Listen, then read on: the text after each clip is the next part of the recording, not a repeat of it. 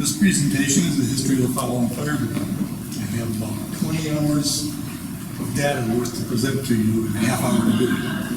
So obviously I'll have to cut short a lot of things. I'll be talking from 1847 to about 1850, and then we'll be taking over from there. Mostly people think I'll be talking about fire engines, and that's true, but that's not part of the story. Here's a picture of the first piece of equipment. Canvas bucket.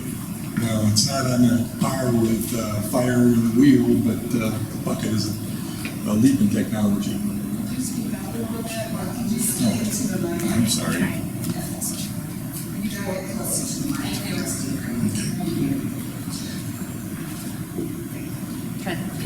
As you can see, this innovative piece of equipment is still with us today, and you can purchase this from LL Bean, and orders will be taken at the end. However, this was soon replaced by the rubber line. This was another leap in technology, but actually this was incorrect. The initial pieces of equipment weren't even owned by the fire department and hadn't been created yet. The Volkswagen gathering, the People's Assembly, was the primary means for the Holland area people to discuss the local issues. The Assembly's meetings were generally organized by the consistory of the church, and Dutch was spoken. It had no legal standing, but the impact on the social conscience and the structure was tremendous. In 1849, the Assembly proposed each home should have 3 buckets and a ladder to be made available for fighting fires. But the next year, there was a piece of firefighting equipment that the community did purchase. And it was boops. That was the bell. The bell was purchased in 1980 before Holland was a city to alert the populace to fires. I'm sorry this isn't an actual picture of the bell, but you can see, or more appropriately, hear the bell. A few years after it was purchased, it was placed in the steeple of the First Reformed Church, or the Pillar Church, where you can hear it ring on Sundays.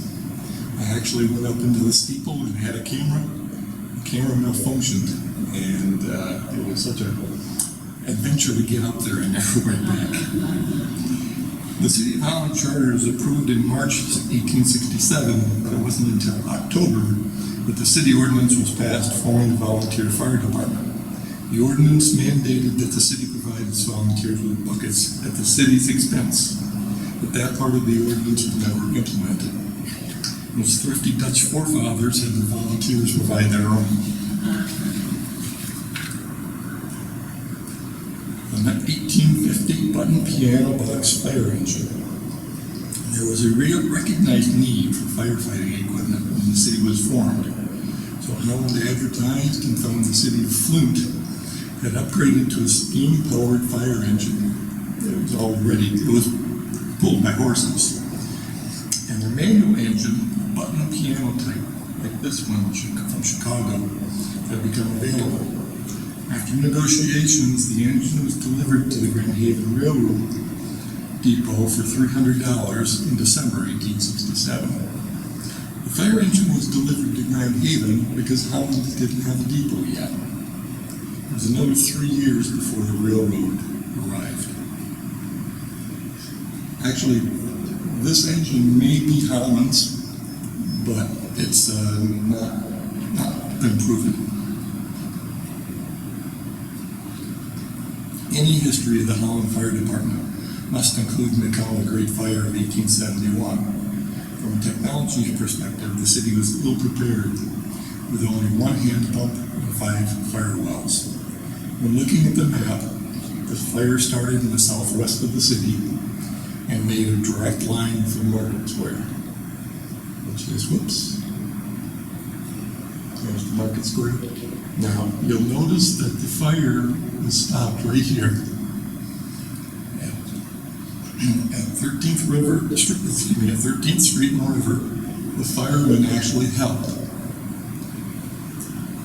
Unfortunately, the wind increased to a force, quote, to almost a hurricane.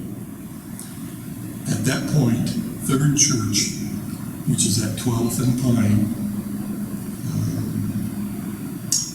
approximately approximately there. When it went, it was such a large building and carried embers far and wide that the fire took hold and ravaged the city. It was at this point the mayor relieved the fire department of its duties and sent them back to their families. Remember, this was in the middle of the night. Most of the damage occurred between 1 and 4 a.m. Later, in a knee-jerk reaction, some people asked for a second engine. This was denied, as the owners had already left the barn. The 1855 James Smith fire engine. 4 years later, the town had rebuilt enough to investigate obtaining another pumper. The search for a second engine turned up an offer from Appleton, Wisconsin.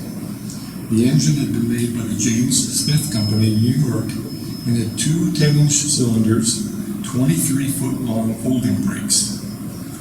The reason these arms are called brakes is because when they were operated by up to 18 men, you could literally break your arm. Her wheels were 3'6" in the front and 4 foot tall in the rear. The pictures here are those from the San Francisco Fire Department. Note that the engine in the second picture has smaller wheels.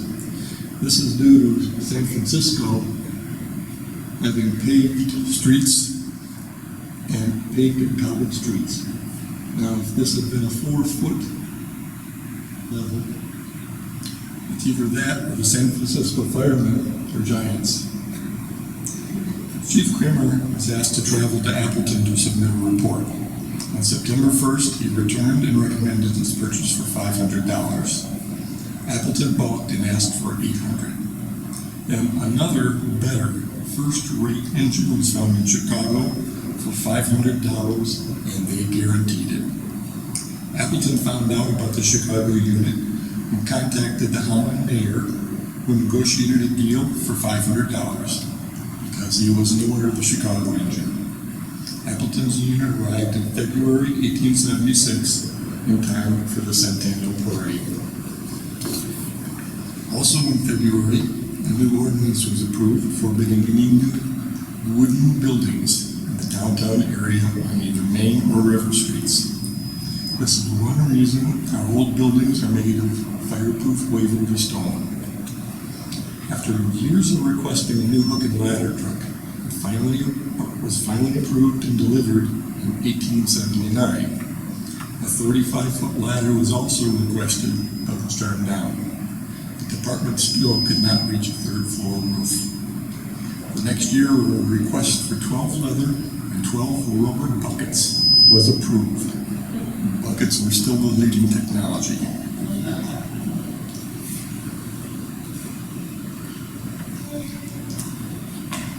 The waterworks standpipe. In 1883, there was a vote in the general election for a waterworks, something we take for granted for today. This required a change in the city charter since the cost was estimated at over $15,000. The vote was close. 207 for, 171 against. If you think that wasn't many votes, Holland had a Jeffersonian democracy, which is only white males over 21 and a property owner could vote. 6 months later, Holland City News castigated the city council for doing nothing about the waterworks, even though they had the money. It wasn't until the next year construction of the engine house standpipe and the laying of pipes began. It wasn't until 1885 that everything was completed. The engine house and standpipe were located between 5th and 6th Streets, east of College Avenue. I'm sorry I don't have a picture of the engine house. I know I've had one, I just couldn't locate it. The final cost of the system was almost $26,000, 65% overrun and 2 years late. In the beginning, the only user of the water system was the fire department. Just imagine that every time you turn on the tap or take a shower, that was all used by the fire department. Soon afterward, the council started issuing permits for other users, most of which were for corporations. Because, of course, After a few years, this was the death knell for well diggers. And my great-grandfather was a well digger. Of course, before then, I'm sure he made buggy whips.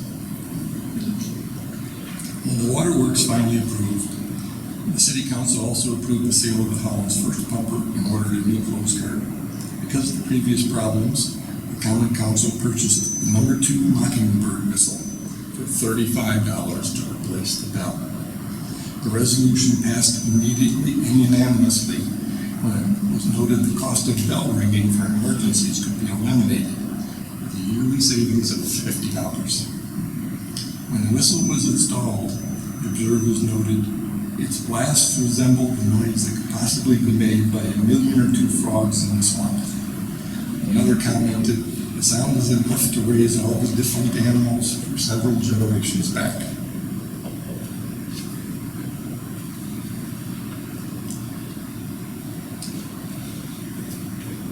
Columbia Fire Engine Company No. 2, circa 1886. You'll notice these gentlemen are all dressed in their Sunday finest, except for one or two. And the fire chief is on the left here, his assistant, and is shown with the trumpets.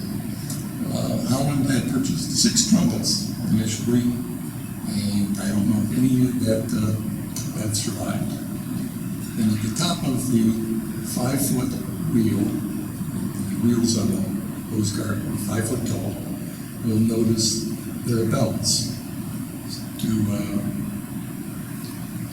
instead of a siren today. Now another nice little thing to notice Venoclassen brick.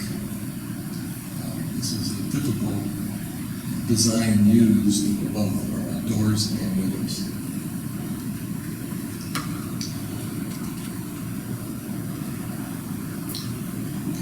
In the 1890 annual report shows 23 citizens were members of the fire department.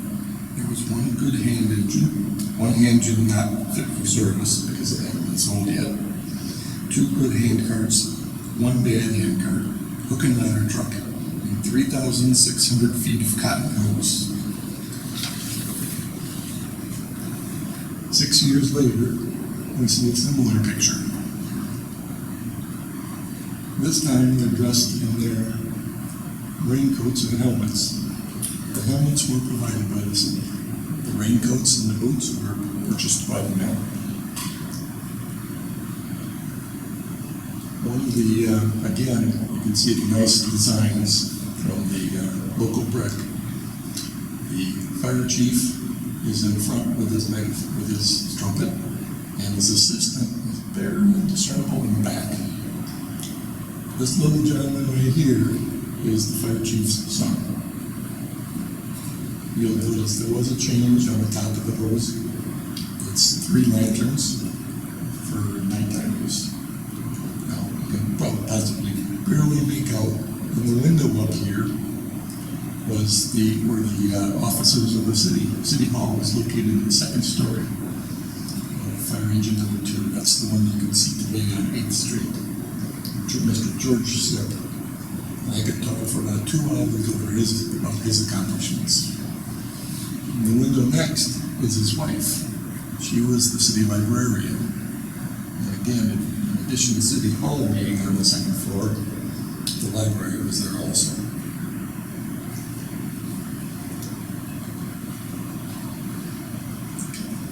Meanwhile, Zealand had, I just like this picture.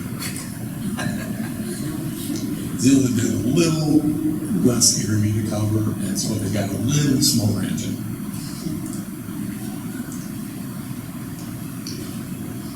Okay.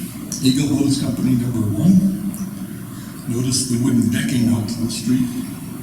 This is basically a parking lot today. It's right next to the courthouse on 8th Street. It used to be across from the Holland Museum. The wheels on this hose cart are 6 foot, so you can see the relative height of the metal. And and they're dressed in uniforms. The men wanted to dress up and be nice, so they asked the city council for money to procure these uniforms. The city council turned it down. So they went hat in hand around to various businesses in the area, and the business came through and provided them with about, it was $400, and they had their own uniforms made up.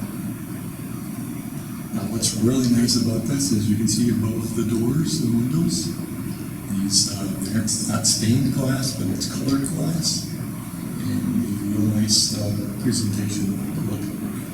And along with the wood flooring that went from the station house out to 8th Street. Okay. In 1881 and 1882, the fire department was an instigating force in getting kerosene street lamps installed. You can imagine pulling this cart down the street in the middle of the night when it's overcast and can't see a darn thing.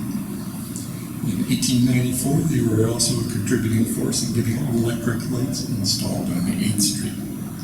This was the beginning of the second part of the BPW, the first being the waterworks. Now imagine using all this modern equipment, because it was modern at the time, and fighting the fire at a building like this. This is the Holland Furniture Company in 1901. It's the last picture taken of this building. Notice, this was a furniture company. You can see all that lumber down, all that wood there. Inside the building, sawdust, paint, varnish. It caught fire, and the equipment they had, the firemen had no chance. Okay. If you're wondering where this was located, this is River Avenue right here. You can barely see Lake Macatawa back up here, and 8th Street runs this way, with that being station number 1 of the fire department. And there was possibly a tower right there, which I'll talk about when I go back.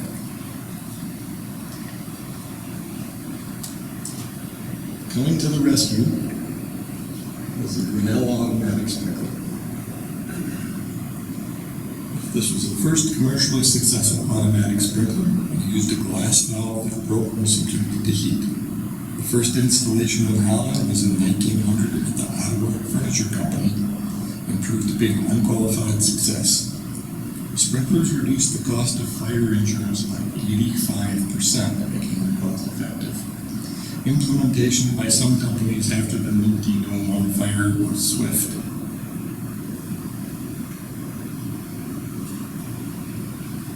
The engine house number 1, circa 1900 to 1905, with horses Sam and George. Obviously a 4th of July celebration. I have no idea why, but you'll notice that on either side of the fire station and in subsequent pictures, there are no buildings. Nobody wanted to be their neighbor.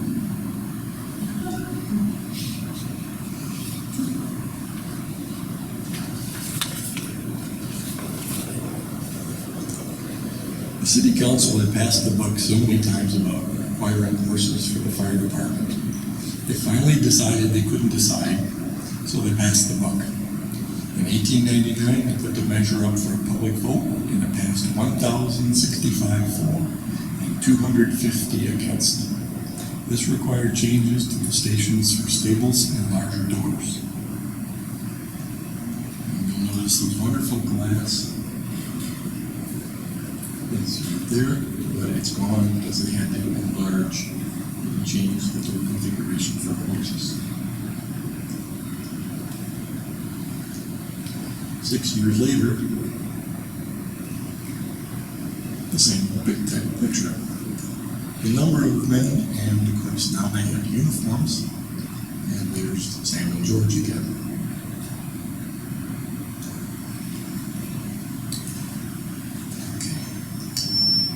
Is station number 1, station number 2.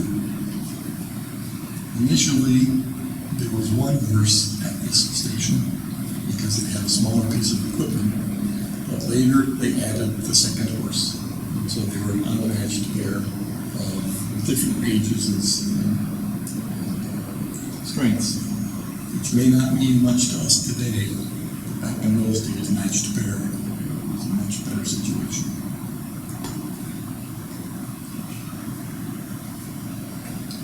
About this time was the Birch Machinery Company, 1908. You can see that here is the ladder company climbing a 4-story building. No handrails on this ladder. And you can see that carrying a fully loaded hose containing water. Can you imagine pulling a hose with water in it and pressure up that high? It's astounding, some of the things they actually did.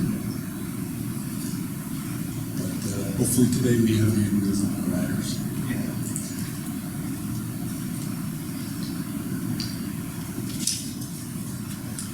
Now we go back to hose company number 1. In 1913, they obtained 2 new horses. Again, a matched pair, black neck and black dick. They were beautiful pair of horses that eventually ended their days at the golf course, which is now part of the Holland State Park on the north side.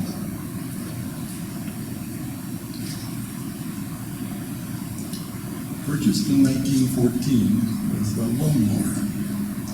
It's equivalent to the modern day CPR. Over its lifetime, the unit saved several lives. Originally given to the police department, it was shown to be more appropriate for the fire department.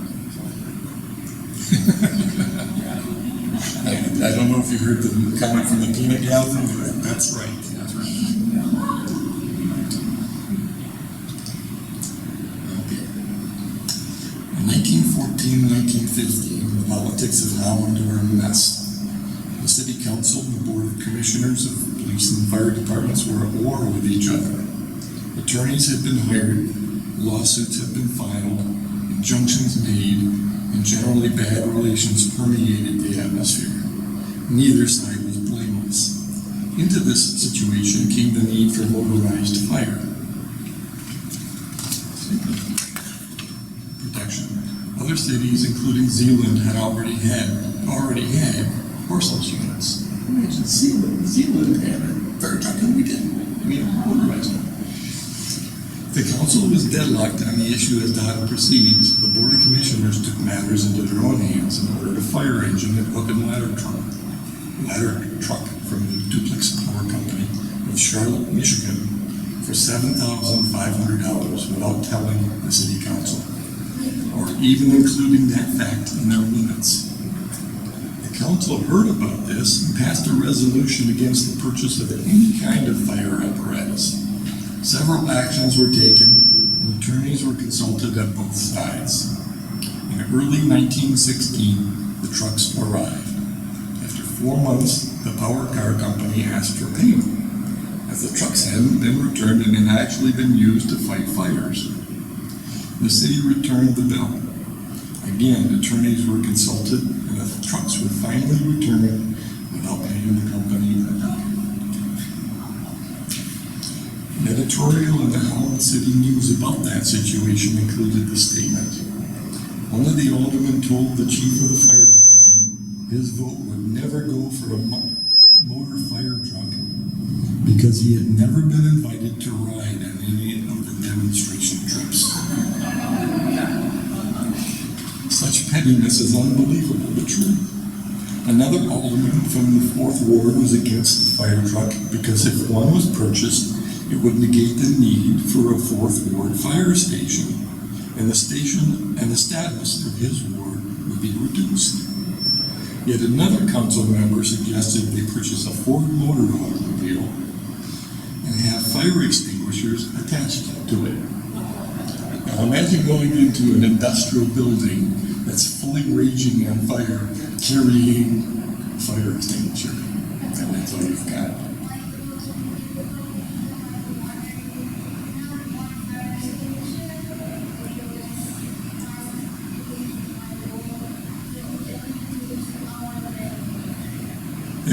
the fire extinguisher wouldn't last very long. Okay. An alderman boasted he did not carry fire insurance on his business or home because the rates were too high. The rates were high because the fire department didn't have modern equipment and he wouldn't vote for it. Therefore, he was the cause of the high rates. Politics had always been involved in the procurement of firefighter equipment, but this was a new blow. As usual, the city council passed the buck back to the voters, and they approved the purchase of the 1917 American LaFrance Type 12 combination fire engine. What's a little odd is that this fire engine had no bumpers. Later, they had to add a bumper for the front at over $100.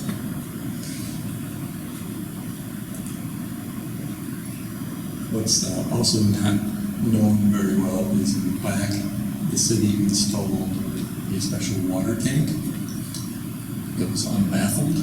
So every time the truck went around the corner, because these tires are not pneumatic tires, they're solid rubber.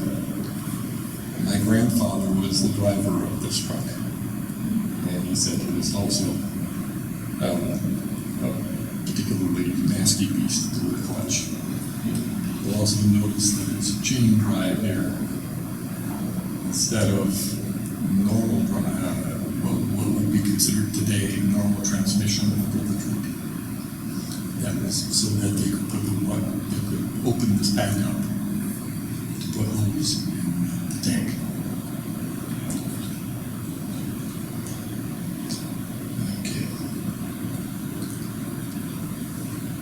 Also in 1917, the general election, by the way, the general election in 1917 was the very first time women could vote in Holland. And so that's another reason it passed.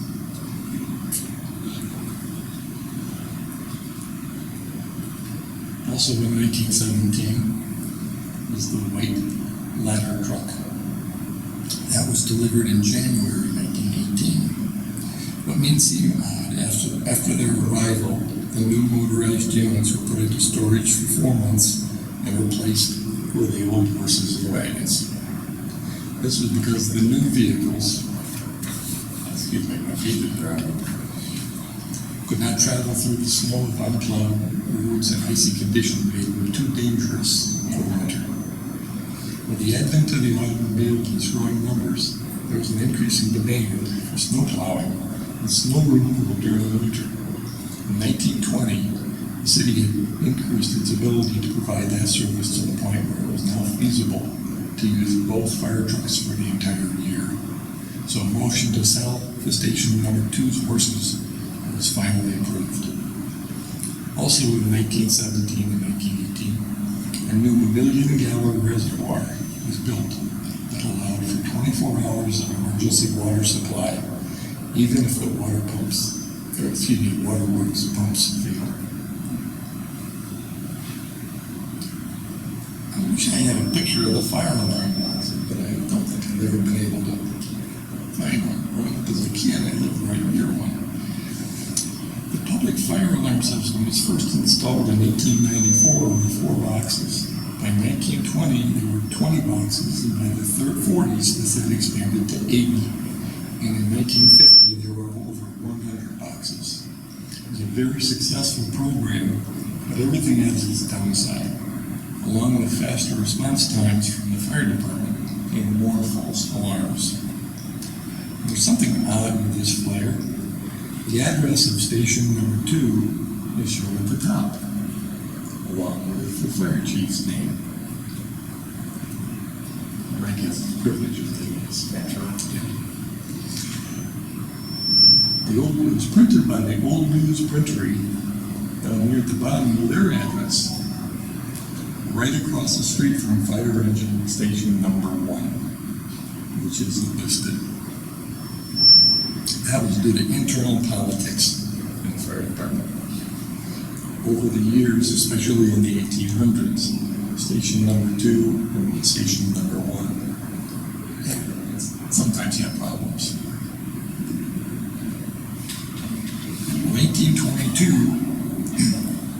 In 1920, the City Council proposed purchasing another engine. By 1922, the Council approved the purchase of pumper truck number 2. It was to be a brand new American LaFrance pumper and hose truck, again with chain drive, a 6-cylinder, 105 horsepower engine, Type 12, Class 75, triple combination, 1,000 gallon per minute rotary gear pump, and hard rubber tires. I have no idea what all that means. It cost $12,000 in a ride in September. This is in front of Centennial Park, across the street from City Hall. I don't have a picture of the 1926 pumper engine, but following the purchase of this, the Common Council authorized the purchase of a new fire truck and forwarded the motion to the Board of Commissioners for action. The board then asked Seagraves Company, Aaron's Fox Fire Engine Company, and the American LaFrance Company for bids. They finally decided on the American LaFrance unit with 1,000 feet of hose. On March 1st, 1926, the council instructed the board to execute the contract for $12,500. And you're not missing much because I'm sure it looks very similar to this one.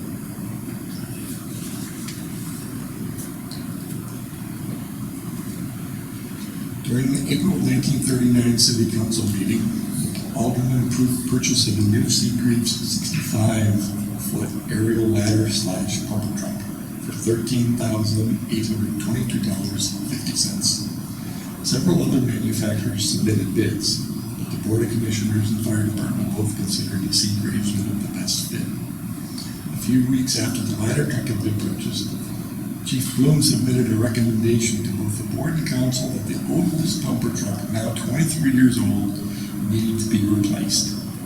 This notice was not well received by the aldermen, and no action was taken.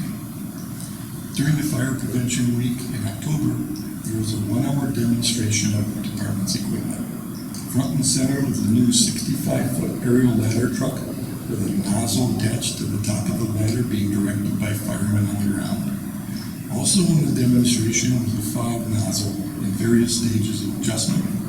Then 10 lines of fire hose discharged 2,000 gallons of water in there. And finally, 3 hoses were attached to a single truck-mounted cannon, which threw 1,000 gallons per minute on only one nozzle. In 1940, oh, by the way, can you do that? Oh, sure. In 1941, the council approved the purchase of a 1,000 gallon per minute pumper truck from the Seagraves Corporation to replace the 1917 pumper, which was worn out. The cost of the truck was almost $10,000. The choice had rested between Seagraves unit and American LaFrance truck that arrived in November. And it's a couple things in this particular picture I'd like to point out. There's your 65-foot ladder truck. There's your 1941 pumper. But all that nice brickwork is painted over. You can't see it anymore. It is there. You can barely make it out over the doorway there, but they painted over it. And when they've actually redone this door twice, an illuminator. These are the windows where George stepped in his rifle in that picture. Doesn't look like the same building, does it? By the way, years previous, the previous building to that, the previous occupant to that lot right there was a lumber company. Nice plate rating stuff. Fire department. By the way, it did catch fire. Surprising. There is no picture. I don't have any picture of 2.5 ton World War II trucks with pumps. In 1943, during World War II, Fire Chief Andrew Barnes reported receiving 5 vehicles and pumps for firefighting from the U.S. government. They were assigned to newly created Fire Department auxiliary. The 500-gallon permanent pumps were mounted on 2.5 ton trucks with enclosed cabs and dual rear tires. The trucks had built-in 150-gallon booster tanks and wheels capable of holding 1,000 feet of hose. Also, they had hooks, ladders, and sundry firefighting equipment. The trucks were obtained as part of national and state programs for civil defense during World War II, and the costs of both the equipment and maintenance were paid for by the War Department. One unit was placed at the Fathom Beer Company in the eastern part of the city. The second was placed on the north side of Lake Nakatawa at Chriscraft. The third pump was put in the southern part of the city between Baker Furniture and the Holland Furnace Company. The fourth was positioned at the Holland factory on Ottawa Avenue. And the fifth pump was located on the west side of number 2 engine house, where a new apparatus room was built to accommodate it. That's the end of my part of the presentation. I would like to thank Mary Hollander for her help in obtaining some of these pictures.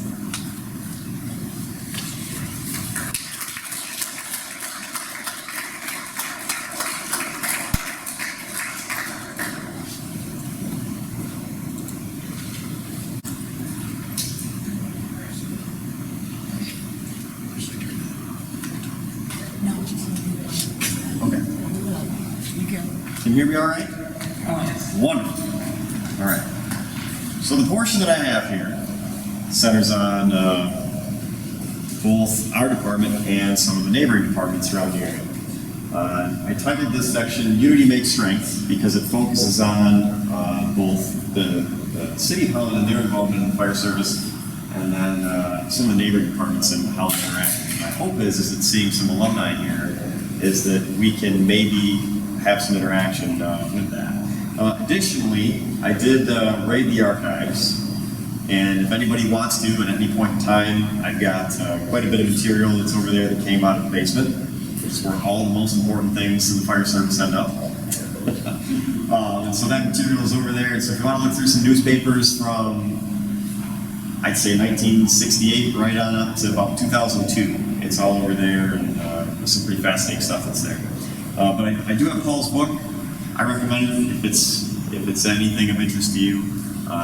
It's a terrific book. I got it for Christmas several years ago. I think the first or second year that I started in this city, and I read through a lot of it.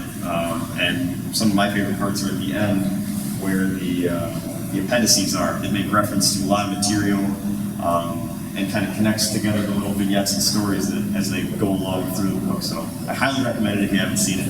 And then also I've got 47. I'm reading this because I don't know if everybody in the back can read it, but we'll go through from that. I included what are now Zeeland and Park Townships. Holland Township had no integral firefighting capacity until 1946 when the Holland Township Fire Department was created. Again, think about what was going on at that time and why you then had people that were capable of providing the service that they had. Prior to that, fire protection came from the cities of Holland and Zeeland. So if you can imagine, all the different pieces of apparatus that Paul just talked about, having to travel that far out into the areas to cover a lot of that stuff. The City of Holland provided most of the fire protection for the surrounding areas until really not too long ago. If you can consider the inception of the fire department to 1867, we're talking almost 100 years for a good portion of the area that the City of Holland provided fire service to the surrounding municipalities. That's quite a long time. It's quite substantial. So in a situation similar to the beginnings of the Holland Fire Department, the trucks were stored at a private site until one garage station was built a year later, so that's after 46, at River Avenue in Vanderbilt on the north side. In 1948, 2 750-gallon-a-minute American LaFrance pumpers were acquired for that station, and they were housed at 2 new fire stations, and 2 new fire stations were built. Station 2 was located at 8th and Clover, in what's sometimes known as the Federal District, near the Hart and Cooley Company, and Station 3 was built on 104th Avenue near Chicago Drive in the New Groningen area at the western edge of Zeeland. To support the new vehicles, volunteers were recruited, and each station was assigned a chief. So here you can see I'm not sure how blurry it is in the back. Hoping it shows through pretty clear.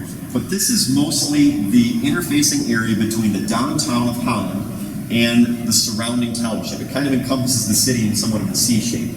The blue locations are previous fire stations that have been built. And you'll note that those fire stations were built near the proximity to the city, as that's where most of the development had taken place prior to different annexations that occurred and different units or different changes in property that had taken place. So you'll see that there, the blue locations, those are those original stations that were built aside from the City of Holland stations, which mostly incorporated along the main downtown area. So you'll see that noted there. Now, as time went on, you'll note that the current locations, the red dots there, are stations that were built as the township developed out. So you can see most of the development that took place there near towards the core portion of the city, and then over time, as mutual aid agreements changed, as fire suppression tactics changed, as equipment changed, the stations moved further away from where the City of Holland fire stations were located.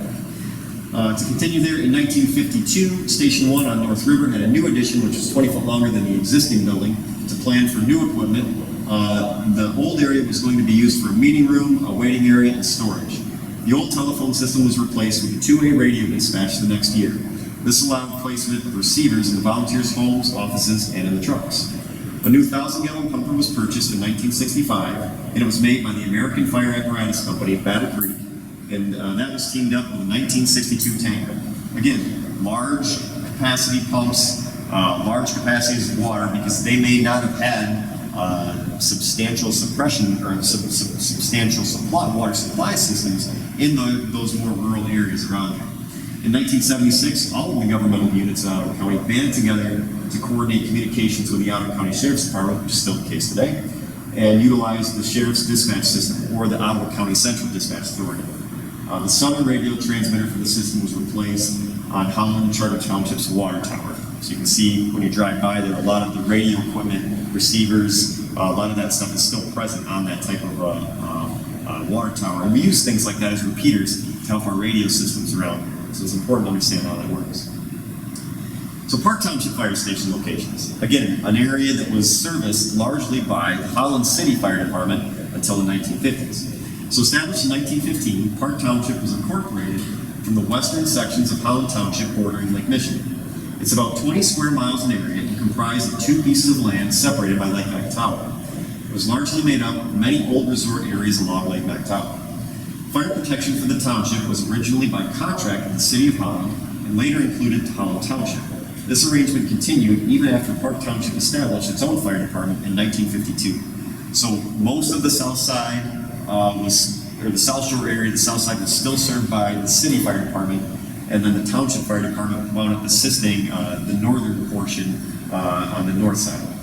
Fire station was built on the south side of the lake in Central Park prior to annexation, and that had a pumper with a 600-gallon ladder truck. Now, I believe that station is still there in Central Park. If you go by there, you'll see the old station, which later became Station 3, and then that sat right there along the west side, or east side. Was it Myrtle right there? Okay, Myrtle Avenue sat right there in that spot. I think it's a mechanics or a body shop. The building's still there. So, station number 2 was on Ottawa Beach Road near the county fairgrounds, across from the airport. It opened May 27, 1952, with new chief Herman Windmuller. Sometimes my Dutch isn't that good, even though I'm off the road. Assistant Chief Jake the Fighter and 10 firefighters. Its equipment was the same as station number 1, a pumper and a 600-gallon tanker truck. The new Park Township station number 2 was built at 12 South 160th Avenue on the north side of Lake Mactawa in 1996. It replaced the original station on Ottawa Beach Road, which was turned into a maintenance garage. So, sidebar, I loved going to the state park when I was a kid. And I knew I was getting close when we'd go past the fairgrounds, and then we'd go past the fire station. And when I was a kid, it was a treat when the doors were up, if they had to clean it or something like that. Because there's certain things you remember that just make you feel good. And I can remember going by that station, and on certain nights the doors were open, and summer nights and stuff like that, it feels good. So the station contained a pumper truck, in 2000, it contains a pumper truck as of 2002, a 2,500 gallon pumper tanker, a utility truck, a brush truck, and a 16-foot boat for water rescue. Although, pretty much all of the water rescues were handled exclusively by the city and still are, even out into the big lake. Park Township is working on trying to establish somewhat more of a water rescue team with some newer equipment. But to this day, there's an incident that takes place on Lake Mac, or even out pretty much as far out into the lake as you can imagine. That's where we're going. We've got a boat that's going out there. We have a drone now that we're going to be using that we can drive out and then launch the drone and get the drone out over the water. 2 winters ago, you may or may not recall, there was a pretty incredible rescue that occurred with a drone with the Park Township Fire Department.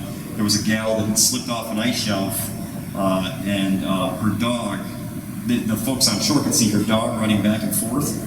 Well, they had a drone, flew the drone out there, turned the drone around, and there was that gal on about a 2-foot wide piece of ice waving back at the drone. So they went out there and they were able to effect a pretty incredible rescue. So it's still on, pick your news channel, I think it's still on there in their archives. Incredible stuff.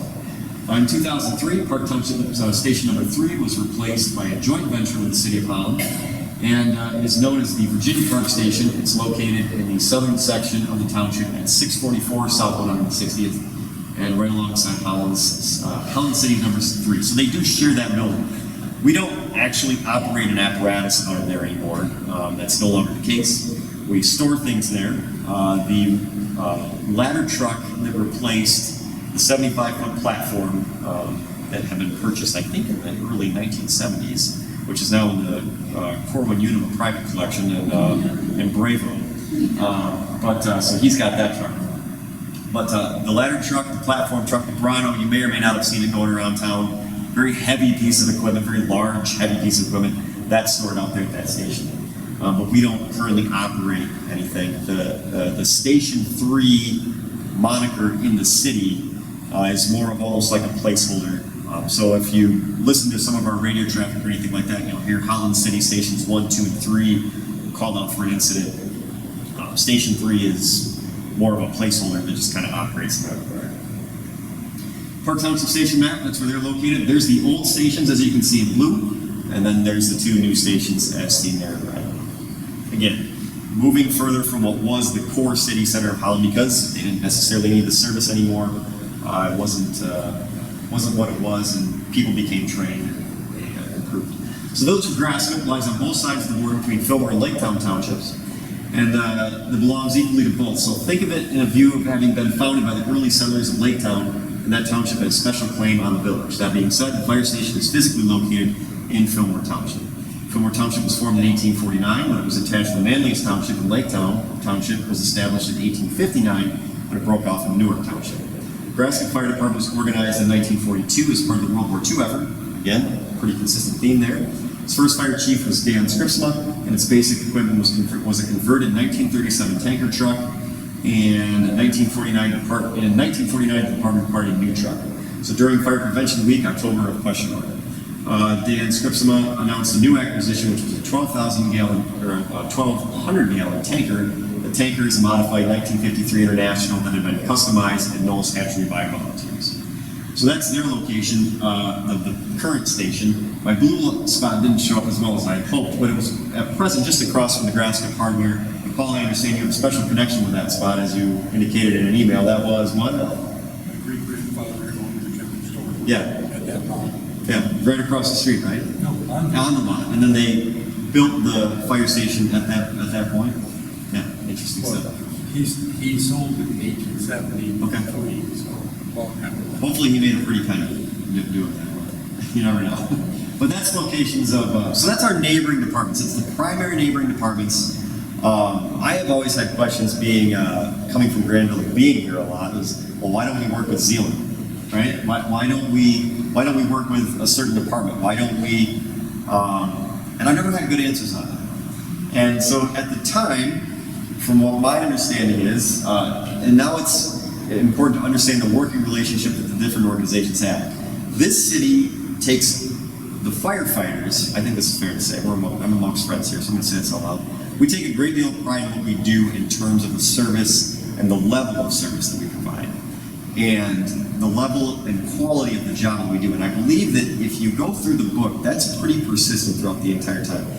There were several little stories or sidebars where the firefighters here may have a tendency of making it work. I think that that's fair to say. If they needed something, they made it work.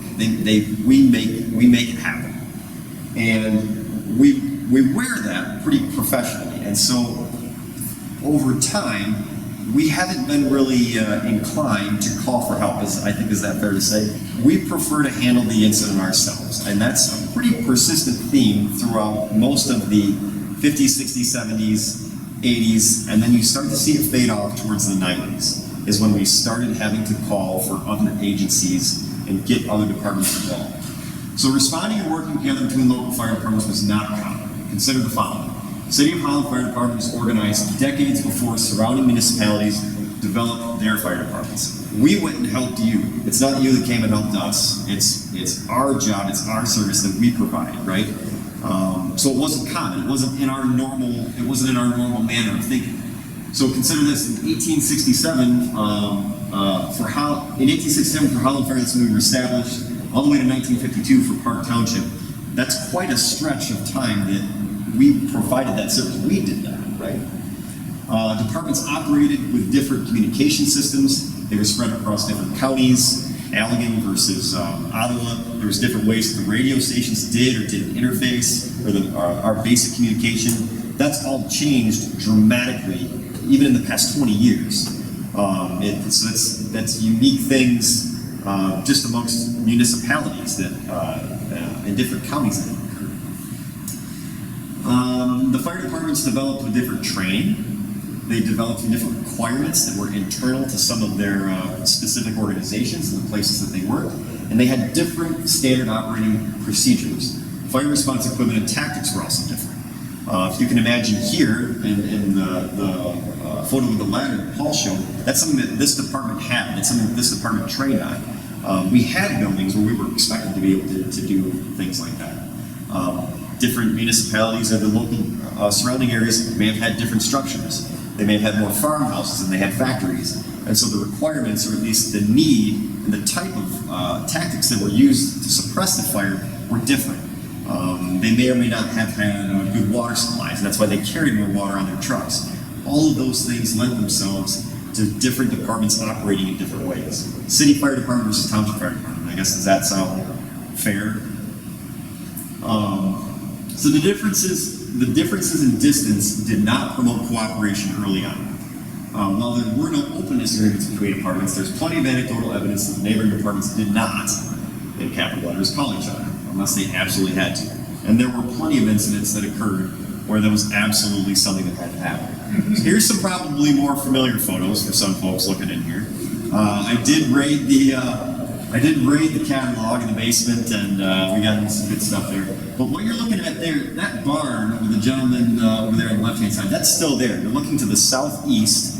If you were at the corner of Waverly and 32nd, that barn still remains there, and that's actually the construction of what was going to be Station 1. Station 1 has had its share of ups and downs. One of the downs was when the roof collapsed. I do have, if you want to get into it, I've got some articles that I pulled out that are related to the roof collapse. In short, it sounded like an earthquake. It's pretty much the theme that was there. And I imagine you guys probably had talks with folks that... I was there when you were there when it collapsed? When it came down? If you feel free to share if you'd like. Well, we were sleeping at the time in the dormitory. Yeah. And we heard creaking, and but because it collapsed because of the snow overload. Yeah. And it came down and it made a heck of a noise. I can only imagine. But Alex is listening here. Gord Hasselworth's in here. Okay. Yep. Yeah. It's quite a story, quite a tale, and it's lucky that nobody got killed. There's no other way to put it. It's just the apparatus thing. But there you can see the photos from the snow load. And 1970. I think it's 77. Yeah, 76, 77. Yeah. I think it was the winter of that time, which was an incredibly snowy time, or an incredibly snowy winter. And then you've got, this station was also used for training. There's a training tower that's out there, the water ball kind of line that's going on there, so all that. And then some of the newer apparatus that was put into service out there. There was a pumper that operated out of there, and there was a rescue that operated out of there. Now it's important to understand the use of the rescue, because as time went on, as Paul talked in his program about the different pieces of apparatus we used, that piece of apparatus had equipment on it that other neighboring departments didn't have. And that was the jaws of life, the tools, the jaws, the spreaders. And that particular tool, I've got dozens of articles of that truck, or at least the predecessor to that truck, some of the bread truck and stuff like that. That truck being used and running out to the neighboring jurisdictions. What's that? Go ahead. I'm sorry. No, just living it up a little bit. Well, the truck you're talking about, the bread truck, we Yeah. call it, the lime green one. We were called to as far away as South Haven. Sure. North of Port Sheldon. We were the only fire department in the area that had the jaws of life. Yep. So we were called on a lot of industrial accidents, car accidents. I pulled up, or I found at least 10 different articles, and it was common. Because on the lake shore, to your point, there wasn't anybody else. We were the only show in town. We were the ones that provided the service, and we did that. So that truck and its predecessor went out and saved a lot of lives. There's no other way to put it. And there was in one article, there was a crash that occurred where we actually used 2 sets to get a subject out of the vehicle that had been in there for some time. So that's what was going on in that area of the city. Throughout the 70s, a lot of development, in through the 80s, a lot of development on the southeast side of the city, a lot of industrial development, because there were a lot of farmers out there. And you'd see very large industries and industrial complexes that sprung up in that area of the city, and that's why that station was needed. So if you think to the early part of this presentation, we talked about the fire insurance maps, it depended on the need. That's why the stations were placed where they were placed. So time passes, things change. Big fires require large responses, and that's very present today. So these incidents require departments to work together much more frequently. So this began in the 1970s and it continued out through the 1990s, even more so into today. And I believe we've got the Taylor Warehouse fire over all the way there to the left. Were either of you guys at that one? No. This was the West Michigan Furniture Factory. It was, I believe, June or May of 1990. Somewhere in that time frame. And then we've had the St. Francis fire, which is probably one of the more famous ones, because I think we're among friends, so we can say it. Did we go there before? So because this is still coffee table talk at the station. So we go to this place for an odor of smoke, and we can't find it. We go through the whole building, investigate, check. We went through the whole building, couldn't find it. And we wind up not being able to find anything. Well, we would go back there, 2 hours later, something fully about church. So apparently it was up pretty high, but up there in the air. Actually, what it was, they had a piece of plywood back there, and they were remorting some of the brick. Okay. So where they were remorting it was where the plywood was. So they started there, and then all of a sudden, the smell would come up, and then it would go away. And come again, and it would go away. And then finally, it went up. It'll peek its head out sooner or later. It's usually how it goes. One of the things that I think has been, and I kind of had this discussion internally, what was the thing in our department that really joined us with the neighboring agencies? And it's probably the fire prevention parade. So this year is the 40th year of the fire prevention parade down 8th Street here to City of Holland. I know I'm banging the drum for it a little early, but it's a delight if you haven't done it. I hope everybody here has. And it's probably one of the most understated reasons for further cooperation between our fire department and local agencies. A lot of fire departments came in, a lot of amazing demonstrations, some cool fire prevention tools that have never been used, like the little squirt, and we bring the Aeromet out here, the Coast Guard would do demonstrations out on the lake. It was really a time where the fire service in this community could shine, and there was a lot of stuff that we could demonstrate, and the other departments could come, show what they had, their trucks. It was really, really cool. And I think that's probably one of the most photographed things that we have through the department. And again, multiple articles that talk all from the early 1980s to today and tout that fire prevention rate. And really, it's a unifying factor amongst all the neighboring agencies. The West Michigan Fire Prevention Council still pertinent today. And again, most important, can't say this enough, the goal of saving lives and protecting property unites all of our surrounding agencies in any time of crisis. So it's an important thing for anybody to understand. So mutual aid agreements, very briefly. Present day is much more involved in collaborating with responses. It's not uncommon when we have what's called locally here first alarm fire in the north end of the city to call Holland Township, and they respond with us. Because we need at least 2 ladder trucks. As you can see, throughout the fires that we've had in some of the larger buildings, when they go to the roof, we got a real problem. So that's why we're calling it additional ladder trucks. If it's something that happens on the south end of the city, we bring in grass cover. That's normal. We bring in Hamilton to cover Station 1 if we're going to need any sort of coverage to be provided when we're out running additional calls. So again, in talking previously, originally mutual aid was only requested when one agency needed a tool that another agency had. It's different now. Now we need people. Fires burn hotter. There's far more in terms of plastics, materials, in houses. Believe it or not, things burn hotter and faster now than they did in the section that we discussed earlier. It's far less likely for you to get out of a building if it is on fire in the present day than it ever was in the 1800s and 1900s. That's just reality. The smoke is more toxic. It's not like it was. So today, mutual aid is called upon regularly by all departments, and it's based on the size of the fire, additional manpower needs, and the specific tools that an agency has. So, to sum it all up with that, think about number one, the different competition that existed between the different fire companies. Is that still present? Yeah, probably, because everybody wants to get there with the fire, right? That's what we all want to do. But did it ever come to anything that caused a problem in terms of actual suppression? No, not to my knowledge, not locally around here. But the different fire services developed in different ways. They developed for different reasons. Stations moved out of the downtown area into regions of the city where there was more development, larger industrial development. They separated from that area. The demands of the fire service of each community has changed, but the fires remain largely the same that occur there. We still have residential fires, we still have business fires, and they still need to be put out. Service amongst municipalities will continue based on the needs of each community.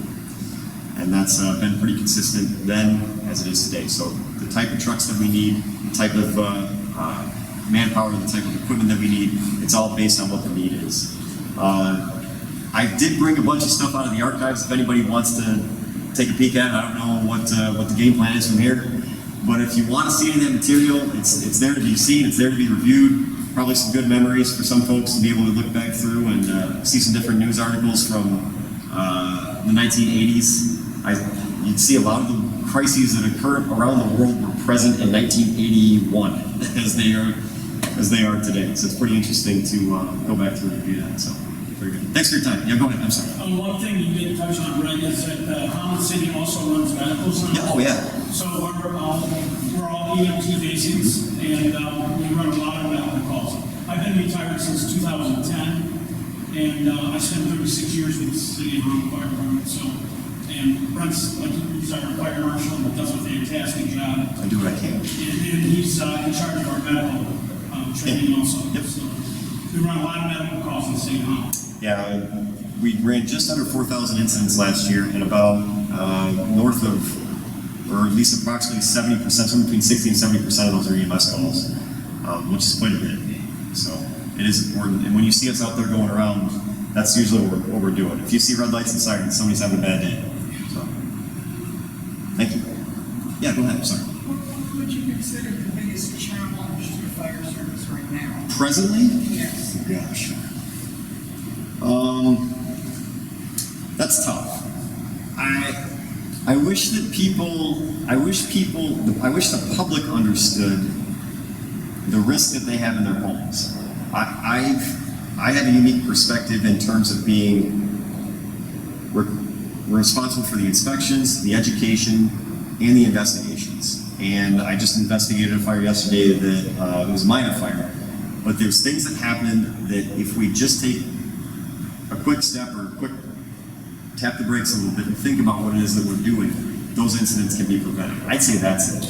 The most prevalent causes of fire in our city are the same as they were when I go back through and read the old articles. It's smoking, it's cooking, and it's wishing you'd done something you hadn't done. But it's pretty consistent across the board in terms of our fires. That's probably our biggest challenge. So, thank you. What else? Anybody else? I'm sorry. Go ahead. Can you address like when the firefighters were volunteers and when they became employees, like just the history of from the start of the That's a pretty deep one. I don't know. So officially, our department was organized in 1867. That's when the department was officially organized. Now we had fire service provided as a matter of having buckets and required items that were there since the 1840s. I believe, correct me if I'm wrong.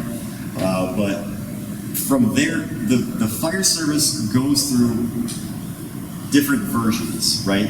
There were times when there were night firemen that covered certain, or they were on watch during the night.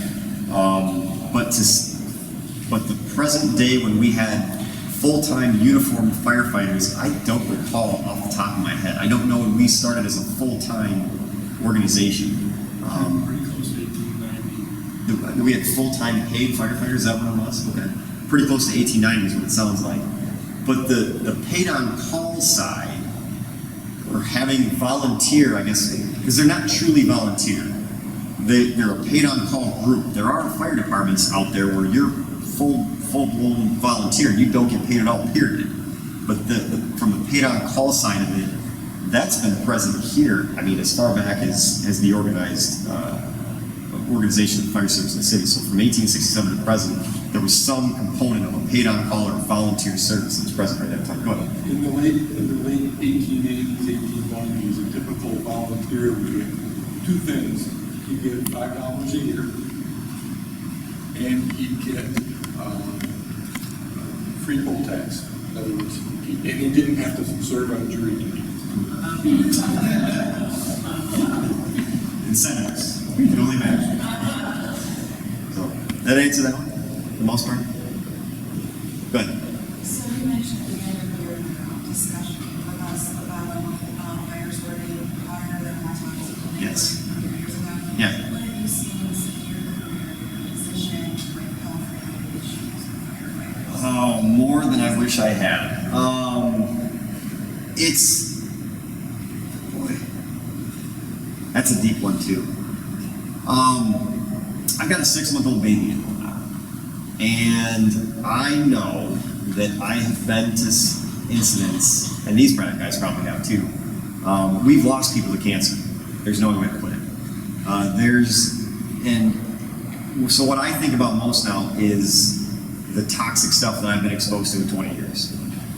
And I'm not talking the different emergencies that we respond to. I'm talking specifically just the fires, because it's a toxic job. And just from the soot, the things that burn, the plastics, the hydrocarbons.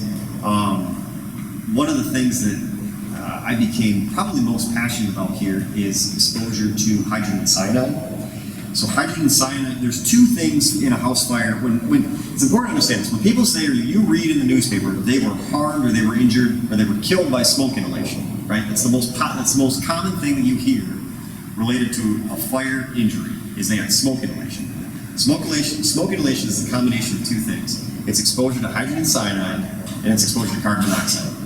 Carbon monoxide asphyxiates you at the hemoglobin level in your blood. Hydrogen cyanide asphyxiates you at the cellular level.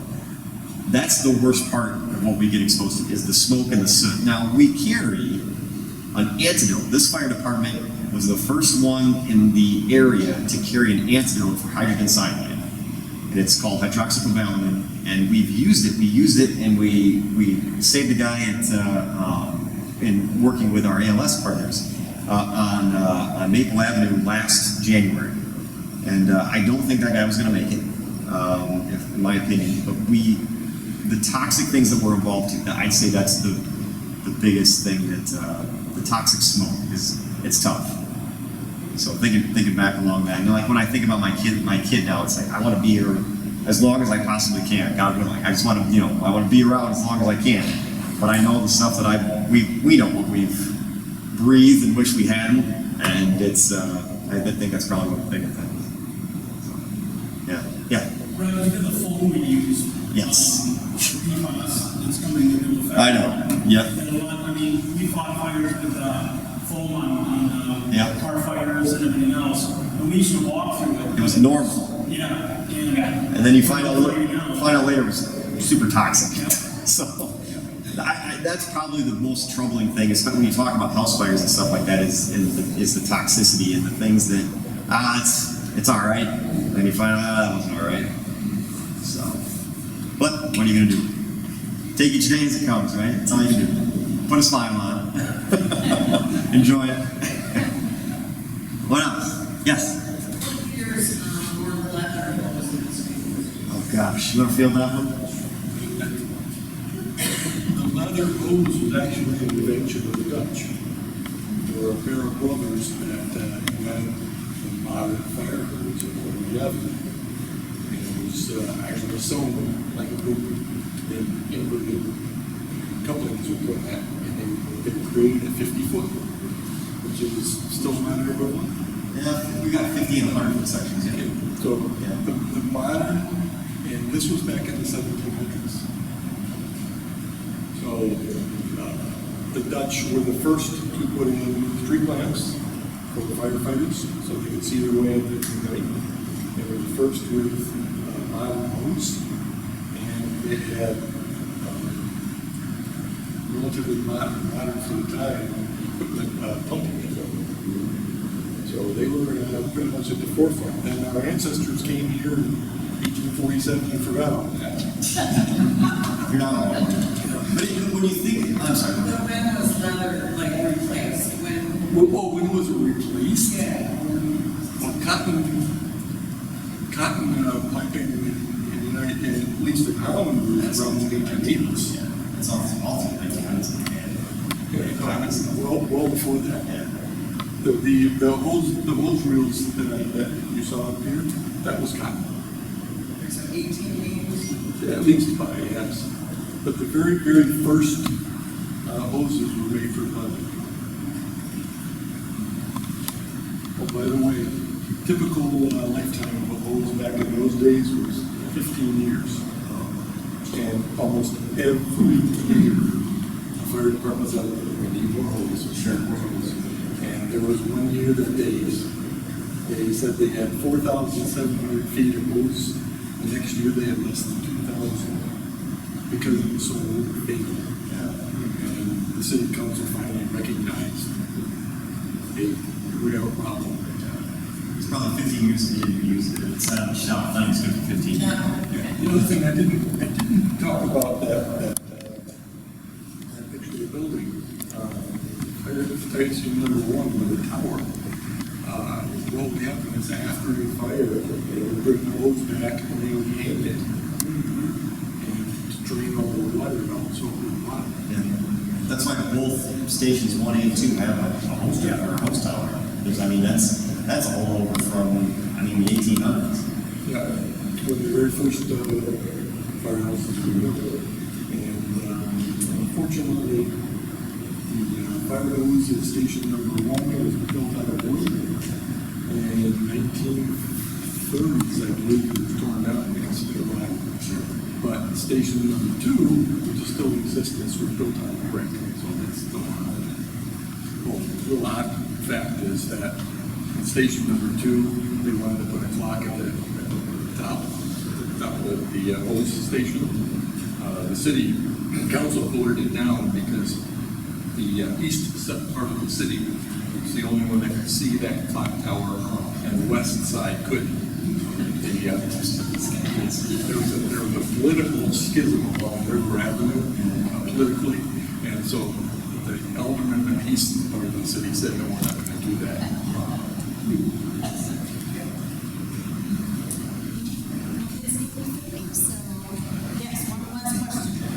Female firefighters? Yeah, we have those. We've got Heidi Cook, and we've got Angela Bedron. And then we've got Sierra Schultz. Gosh, I think that there's a couple other ones that have been in here now.